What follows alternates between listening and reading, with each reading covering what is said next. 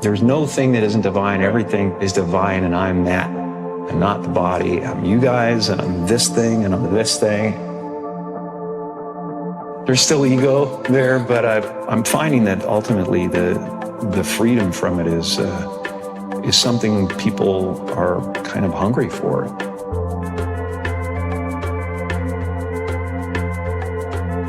Sometimes I think that's the only thing that's important, really, you know?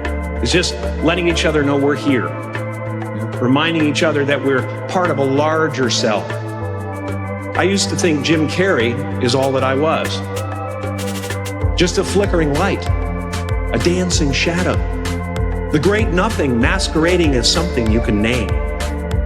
I used to believe that who I was ended at the edge of my skin, that I had been given this little vehicle called a body from which to experience creation. Then I learned that everything outside the vehicle was part of me too.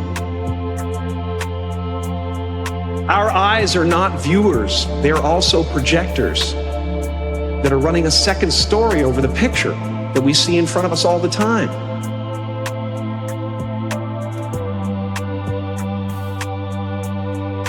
Let's take a headlight of a car. The headlight shines on the road in front. The headlight does not shine on the wire which connects it with its own battery. So in a way, the headlight is unaware of how it shines. And in the same way, we are unaware of the sources of our consciousness. You are something the whole universe is doing in the same way that a wave is something that the whole ocean is doing. Our real body is not just what's inside the skin, but our whole total external environment.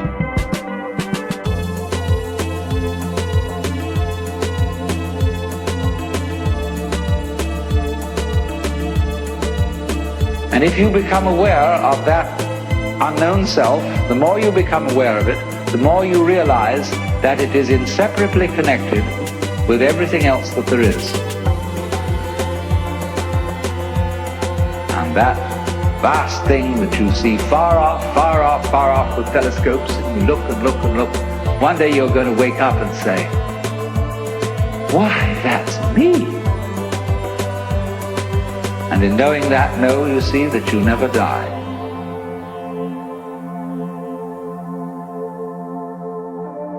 Ultimately, we're not the avatars we create. We're not the pictures on the film stock.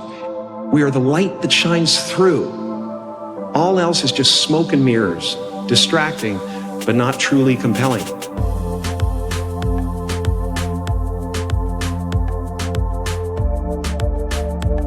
I've often said that I wished people could realize all their dreams in wealth and fame, and so that they could see that it's not where you're going to find your sense of completion.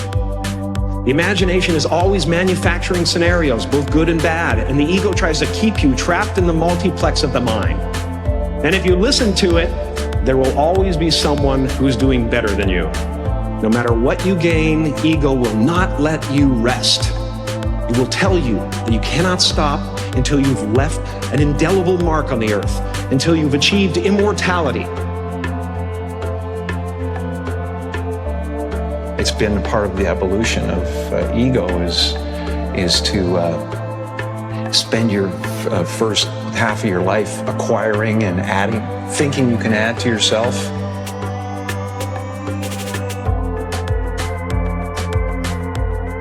I mean, it looks great when you got a cool car and you got good, nice clothes and you've done something that people admire. It can never fulfill you. You can never be happy.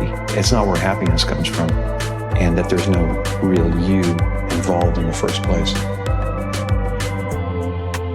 Like many of you, I was concerned about going out into the world and doing something bigger than myself, until someone smarter than myself made me realize that there is nothing bigger than myself. Relax and dream up a good life. I had a substitute teacher from Ireland in the 2nd grade that told my class during morning prayer that when she wants something, anything at all, she prays for it and promises something in return, and she always gets what she wants. Well, I'm sitting at the back of the classroom, thinking, wow, my family can't afford a bike. So I went home and I prayed for him. And I promised I would recite the rosary every night in exchange. But 2 weeks later, I got home from school to find a brand new Mustang bike with a banana seat and Easy Rider handlebars. My family informed me that I had won the bike in a raffle that a friend of mine had entered my name in without my knowledge whatsoever. So that type of thing has been happening to me ever since. As far as I can tell, it's just about letting the universe know what you want and working toward it while letting go of how it comes to pass. Your job is not to figure out how it's going to happen for you, but to open the door in your head.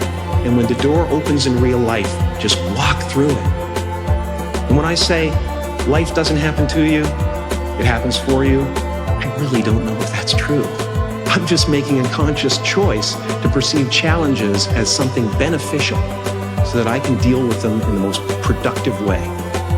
You'll come up with your own style. That's part of the fun. You are ready and able to do beautiful things in this world. You will only ever have two choices, love or fear. Choose love, and don't ever let fear turn you against your playful heart. The real you is not a puppet which life pushes around. The real deep down you is the whole universe. In case I don't see ya, good afternoon, good evening, and good night.